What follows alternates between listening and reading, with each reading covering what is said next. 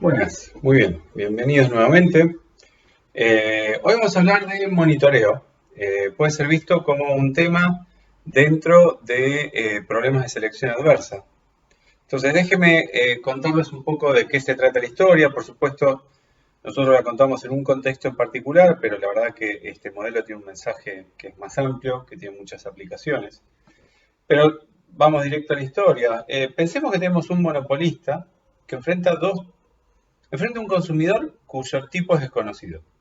El consumidor puede tener una alta evaluación por el objeto o una baja, no por el objeto, sino por el producto.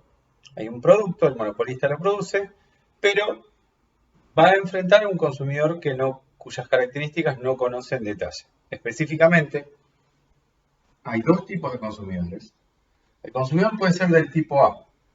Si es del tipo A, tiene una función de utilidad que es igual a beta A por QA menos TA. Por supuesto, asumimos que beta A es mayor a cero. Entonces, beta A es la utilidad marginal asociada a la cantidad del producto. QA es la cantidad del producto. Entonces, beta A por QA es la parte de la utilidad que depende del producto. Y después tenemos restando TA. TA indica el pago total, no el precio, el pago total que hace el consumidor al monopolista. Entonces, su función de utilidad depende negativamente de este pago. Suponemos, por supuesto, que también beta B es mayor a cero. Tenemos una forma funcional muy similar para el tipo B. Entonces, la utilidad de B es igual a una parte que depende de la cantidad del bien B, de la cantidad de bien, que llamamos Q sub B, es la cantidad para el individuo B. Por supuesto, va multiplicado por beta B, que sería la utilidad marginal de ese bien, que es constante. Y luego tenemos este término negativo, que es la transferencia que está haciendo el consumidor al monopolista, el pago total. Entonces, ya estamos introduciendo un concepto novedoso, que es esto de que vamos a suponer que los precios no son lineales, es decir, el pago total que hace el consumidor al monopolista va a ser un monto que no es necesariamente una función lineal de las cantidades, ¿no? Entonces, bajo precios lineales, el pago total es Q por P, la cantidad por el precio. Ahora no es así. Ahora el pago total es un monto que no tiene que estar asociado linealmente con las cantidades. Suponemos que la probabilidad de cada tipo de consumidor es la misma y que el parámetro beta A es mayor al parámetro beta B. Entonces, el consumidor tipo A es el que evalúa más intensamente el producto.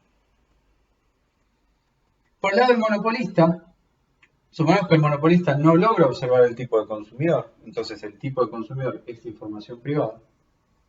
Pero, y este es el punto clave que vamos a usar en nuestro argumento, el monopolista puede ofrecer contratos y los individuos van a poder autoseleccionarse en función de estos contratos. Entonces, cada contrato va a tener dos elementos. Q, la cantidad del bien ofrecida por el monopolista, y TA, que es el monto que está transfiriendo el monopolista que está transfiriendo el consumidor al monopolista. Y lo mismo para QB, Entonces, acá la idea es que el monopolista va a diseñar contratos que tienen estos dos componentes, cantidades y monto total pagado, y que esos contratos tienen un tipo de consumidor objetivo. Por supuesto, ese es un modelo muy simplificado, pero uno puede conectarlo con muchas prácticas que realizan compañías, empresas que uno ve día a día, de distintas formas, ¿no? Pero uno puede pensar, por ejemplo, en las compañías de celulares, las compañías de servicios de Internet, que lo que hacen es como que tienen distintos paquetes, algunos consumidores le ofrecen una cantidad más grande, más volumen de información, bajo cierto plan de pago. Por supuesto, en la realidad la complejidad aumenta mucho. Nosotros acá podemos pensar que tenemos un modelo simplificado de ese escenario, un monopolista que trata de diseñar menúes que son diseñados para distintos consumidores. El monopolista no conoce la identidad del consumidor, pero la apuesta es que va a poder separarlos de alguna forma, de una forma que más claramente vamos a describir ahora. Y esa es la idea del monitoreo. Entonces, volvemos a la idea general. La idea general es, estamos en un mundo de selección adversa. Hay un lado del mercado que tiene información, el consumidor, el monopolista no lo tiene. El monopolista está interesado en explotar esta heterogeneidad de consumidores, no le quiere ofrecer el mismo contrato a todos. Entonces estamos pensando en un monopolista que trata de ofrecer distintos contratos a distintos consumidores. Más allá del ejemplo de los proveedores de Internet, las compañías de telefonía, uno puede encontrar otros ejemplos. Por poner un ejemplo cotidiano, uno piensa que los supermercados que tienen distintas promociones, estas promociones intentan vender a distintos precios a distintos consumidores. Entonces, a algunos consumidores les ofrece el precio bajo, pero para acceder al precio bajo tenés que prestar mucha atención a las promociones, tenés que tener disponibilidad de tiempo a cierta hora del día, en cierto momento de la semana. Entonces, lo que está pasando ahí es que en la medida que haya consumidores distintos y que a distintos consumidores les cueste más o menos contemplar las ofertas, va a haber distintos consumidores que van a comprar bienes a distintos precios. Lo que pasa en común es que la firma no conoce, en este caso el supermercado, no conoce la identidad de los consumidores, no sabe cuál es el consumidor que tiene más o menos disponibilidad a pagar, digamos, de una forma que no estoy explicitando claramente, existen heterogeneidades, los supermercados no los pueden separar explícitamente, mirándoles la cara, entonces recurren a este tipo de esquemas para que se autoseleccionen estos consumidores que son distintos. Entonces, vamos ya a mirar cómo luce el problema del monopolista. Entonces, el monopolista, ¿qué es lo que hace? Dice, ¿mi función objetivo cuál es? Mi función objetivo son los beneficios que obtengo. Ahora, el monopolista enfrenta dos posibles escenarios. Enfrenta un consumidor tipo A, del cual se supone que cobraría un monto T sub A, pero por supuesto tiene que enfrentar un costo. Entonces vamos a suponer que hay una función de costos que se comporta bien, es decir, costos marginales crecientes, digamos, estrictamente crecientes. Entonces existe esta función de costos que hacen que el beneficio sea el neto, digamos, entre T y C de Q. Lo mismo se le vende a un consumidor tipo B. Entonces la función objetivo del monopolista es una función de beneficio esperado, donde estamos asumiendo que la misma probabilidad se da para cada tipo de consumidor. Y las variables de elección tienen que ver con el contrato, cada contrato. Entonces este monopolista está diseñando dos contratos, cada contrato tiene dos parámetros, por lo tanto tiene cuatro variables de elección: QA, TA, QB, TB. Y acá viene una parte central y que puede ser novedosa para muchos de ustedes. ¿Qué restricciones se enfrenta el monopolista? Y vamos a decir, básicamente son dos. Una, que los consumidores quieran firmar un contrato. Dos, que los consumidores prefieran firmar el contrato que fue diseñado pensando en ellos. Entonces, acá tenemos dos restricciones que las llamamos restricciones de racionalidad individual. Las restricciones de racionalidad individual tienen que ver con que el consumidor esté interesado en firmar el contrato. Entonces, acá estamos suponiendo que los consumidores que no compran obtendrían una utilidad igual a cero. Por supuesto, eso es una normalización, podemos modificar este valor. Y lo que estamos exigiendo es que la utilidad del individuo A, el consumidor A, que consume y recibe el contrato tipo A, es mayor o igual a cero, y de la misma manera, la utilidad del consumidor tipo B, que acepta un contrato tipo B, tiene una utilidad, su utilidad no está por debajo de cero, es mayor o igual a cero. Entonces, estas dos restricciones, que las llamamos restricción individual A y restricción individual B, lo que me está diciendo es, cada tipo de consumidor está de acuerdo, prefiere aceptar su contrato a no firmar un contrato. Pero adicionalmente tenemos estas dos restricciones, que son las restricciones de la llamada compatibilidad individual. Compatibilidad de incentivos. Restricciones de compatibilidad de incentivos. Quiere decir que los individuos tienen incentivos para elegir el contrato que fue diseñado para ellos. Entonces, la primera línea me está diciendo, y esta es la restricción de compatibilidad individual para el individuo A, me dice que la utilidad de A cuando acepta el contrato QATA es mayor o igual a la utilidad de A cuando acepta el contrato QETB. Y la última línea me dice que la utilidad de B cuando acepta el contrato QBTB es mayor o igual a la utilidad de B cuando acepta el contrato QATA. Entonces lo que tenemos es un modelo donde el monopolista tiene que elegir dos contratos, cada contrato tiene dos parámetros. Esta es su función de beneficios esperada y tiene cuatro restricciones. Dos asociadas a que los consumidores estén interesados en firmar un contrato. Las últimas dos asociadas a que los consumidores estén dispuestos a autoseleccionarse. Es decir, teniendo toda la libertad para proclamarse A o proclamarse B, se proclaman, se declaran de acuerdo a su verdadero tipo. No tienen incentivos a mentir. Entonces, esto es lo que nos indican las últimas cuatro restricciones.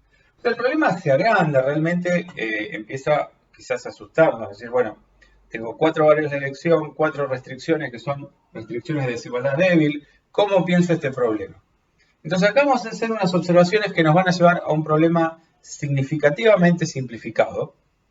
Entonces, la primera observación, y ustedes lo pueden chequear, es que si se satisfacen las restricciones R y B y C y B, es decir, R y B, la restricción individual para B, y C y A, que es la de compatibilidad de incentivos para A, podemos ver que si estas dos se verifican, entonces automáticamente se verifica la primera, R y A. Entonces, digamos, esto lo podemos observar mirando que en la medida que R y B sea mayor o igual a 0, sabemos que si sustituimos beta B por beta A, obtenemos un valor más grande, porque beta A es más grande que beta B.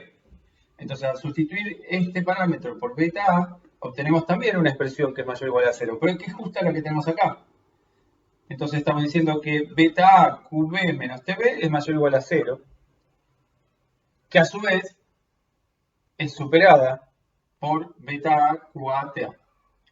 Conclusión, pero después también los invito a mirarlo más en detalle. QA por beta A menos TA es mayor o igual a 0 si estas dos se satisfacen. O sea, si estas dos que se tienen que cumplir garantizan que la primera se cumple. Es decir, nos olvidamos de la primera. Eso ya es una buena noticia. Olvídate de la primera restricción, se satisface automáticamente si la segunda y la tercera se satisfacen. Ahora, vamos un paso hacia adelante. Si sabemos que esta se satisface automáticamente y no tenemos que preocuparnos por esta, entonces debe ser verdad que esta se satisface con estricta igualdad. ¿Por qué? Porque si no se satisfaciese esta con estricta igualdad, nosotros siempre tendríamos incentivos a aumentar TA y TB. No estaríamos en un óptimo. Lo que quiero decir es que si estamos en un óptimo, tiene que ser verdad, y esta es una observación clave, tiene que ser verdad que esta se satisface con igualdad. Si no fuese así, no estaríamos en un óptimo, porque siempre podríamos subir TA y TB en la misma cuantía. De esa forma, siempre se siguen satisfaciendo estas dos, y tampoco violaríamos estas, porque en la medida que el aumento sea chico, no se rompería estas restricciones que pensamos que se están satisfaciendo con estricta desigualdad. Entonces, esa es una parte del argumento. Es decir, nos quedamos con que R y B se satisface con estricta igualdad. Y que esta automáticamente se satisface si estas dos se satisfacen. Ahora, la siguiente observación tiene que ver con sumar estas dos. Si sumamos estas dos, lo que podemos concluir es que QA es mayor o igual a QB. ¿Por qué? Sumemos estas dos, nos queda esta expresión. Se puede arreglar algebraicamente y obtener la diferencia de los betas por la diferencia de los QA, de los Q. Como sabemos que esta diferencia de los betas es positiva, entonces debe ser verdad que esta diferencia es no negativa. Entonces ya podemos concluir que QA menos QB es no negativa. QA menos QB es no negativa, QA es mayor o igual a QB. El último punto que yo quiero convencerlos es que en toda solución debe ser verdad que C y A es operativo. La conclusión que queremos extraer, y este es el mensaje que nos queremos llevar a la siguiente etapa de la solución, es que en el fondo va a haber dos restricciones que son operativas, R y B, C y A, y que las otras se van a satisfacer automáticamente. Entonces déjenme tratar de argumentar por qué nos quedamos con C y A. Entonces, la primera observación es que dijimos que R y A se satisface automáticamente si estas dos se satisfacen. Por lo tanto, es como que R y A nos olvidamos. Ahora, si nos olvidamos de R y A, desde el punto de vista de alguien que quiere maximizar los beneficios monopolistas, está claro que querés chocarte contra esta. Si no te chocas contra esta, quiere decir que le estás dejando rentas al individuo tipo A. Siempre, si estás en una solución, siempre querés incrementar TA de forma tal de hacer que el individuo tipo A esté indiferente. Entonces es por eso que decimos que C y A es operativa, y lo que podemos ver es que si C y A es operativa, entonces C y B se satisface automáticamente.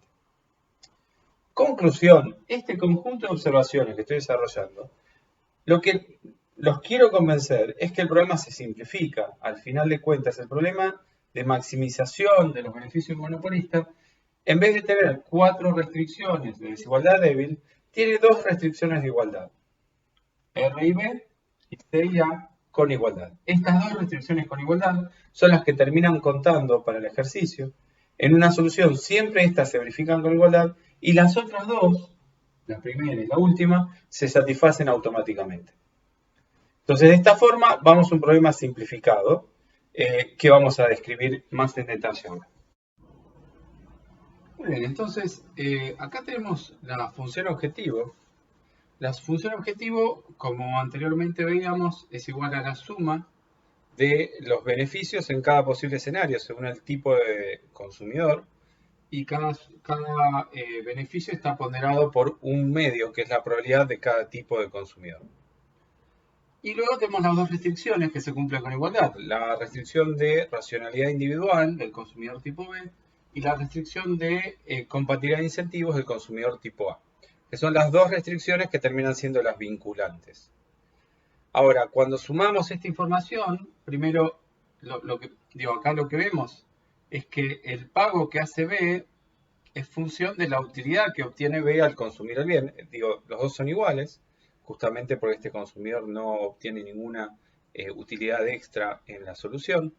Ahora, cuando integramos estos dos, vemos que también podemos escribir el pago del jugador A como función de las cantidades asignadas a cada tipo de consumidor y los parámetros de sus funciones de utilidad, los betas.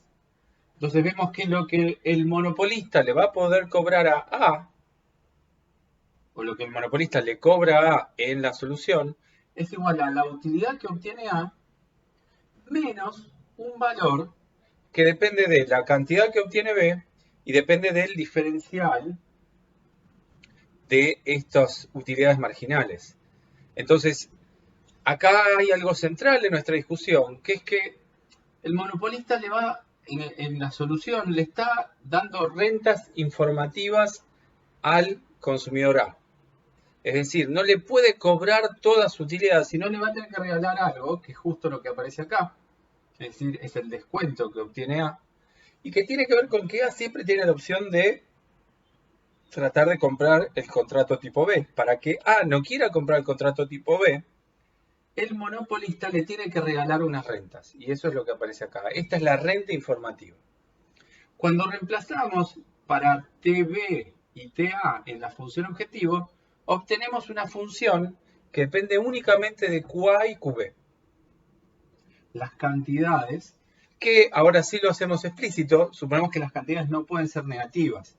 Eso quiere decir que puede haber una solución de esquina en este problema de optimización. O sea, fíjense que esta es la función objetivo, una vez que reemplazamos TA por toda esta expresión y TB por esta expresión más chica.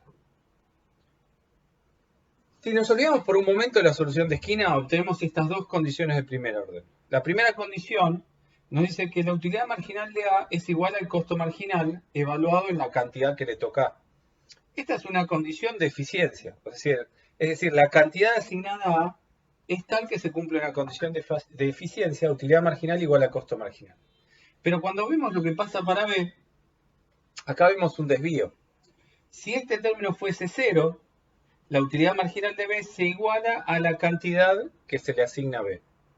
Pero este término, en la medida que este término no sea 0, en la medida que beta A sea mayor a beta B, eso quiere decir que el costo marginal va a ser más chico que el que se observaría en una asignación eficiente. En una asignación eficiente el costo marginal es igual a beta B. Pero en esta solución el costo marginal es más chico porque es igual a beta B menos un término positivo. Eso quiere decir que la cantidad Q sub B va a ser más chica. ¿Por qué? Porque el costo marginal es creciente. En la medida que el costo marginal sea creciente, que es el caso regular, si el costo marginal es creciente, un costo marginal más chico va a estar asociado a una cantidad más chica. Es decir, este monopolista asigna al consumidor tipo B una cantidad que es menor que la que sería asignada en una asignación eficiente, en una asignación en la cual se iguala utilidad marginal a costo marginal. Y esto tiene que ver con las rentas informativas. En una asignación óptima, desde el punto de vista del monopolista, o sea, óptima privada, no óptima social, la cantidad que obtiene B es menor que lo socialmente eficiente, porque el monopolista advierte que existe esta renta informativa. El hecho de darle una cantidad más grande a B implica que le puede cobrar menos a A. Y por lo tanto es óptimo para el monopolista restringir las cantidades ofrecidas al consumidor tipo B, el consumidor que tiene una utilidad marginal más chica. Entonces, ahí tenemos una buena caracterización de la solución del monopolista para el caso de la solución interior. Entonces, queda para pensar el caso de la solución de esquina, es decir, cuando esta restricción de no negatividad sobre QB se hace vinculante. En ese caso, el consumidor tipo B será excluido. Y el motivo por el consumidor tipo B es excluido es justamente, una vez más, por el tema de las rentas informativas. En ese caso extremo, el monopolista decide no venderle nada al consumidor tipo B y de esa forma poder cobrarle más al consumidor tipo A.